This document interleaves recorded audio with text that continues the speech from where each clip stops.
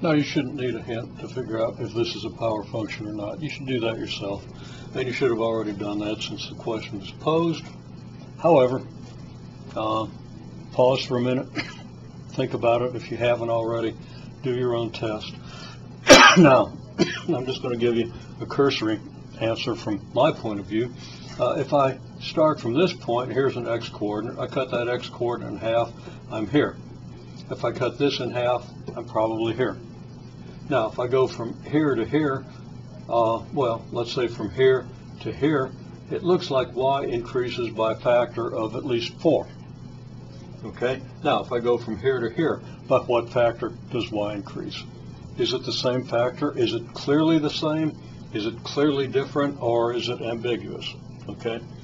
So, if it's ambiguous, you say, yeah, it could possibly be.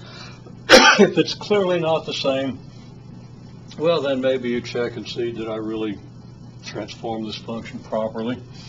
Maybe you go back and look at the original and ask yourself the analogous question, assuming an origin here and an x-axis that goes this way.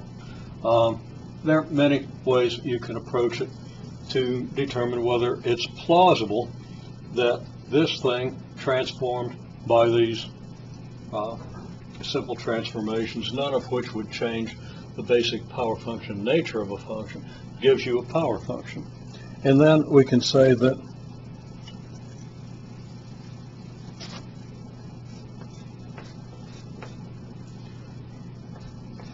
if it is,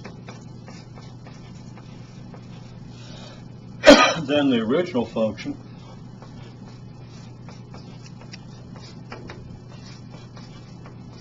is a generalized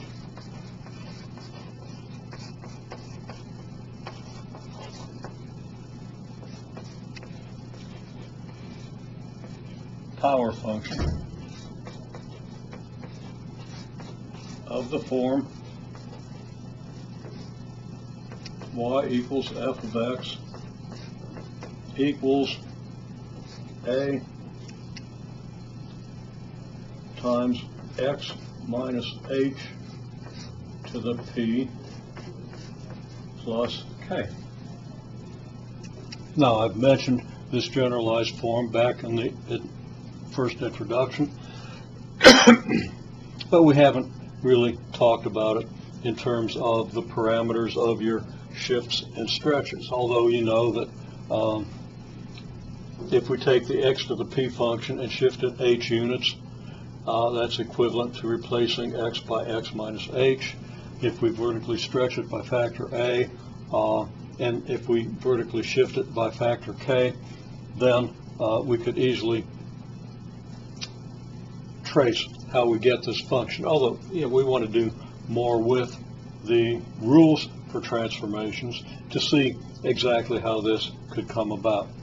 But the payoff here is there are three simple geometric transformations you can make: horizontal, horizontal shift, vertical shift, and a reflection that allow us to test whether this sort of thing would be true.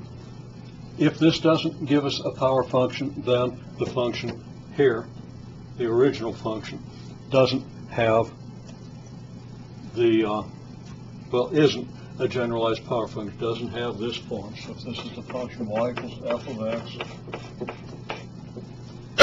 if this is a power function, then this function has this form.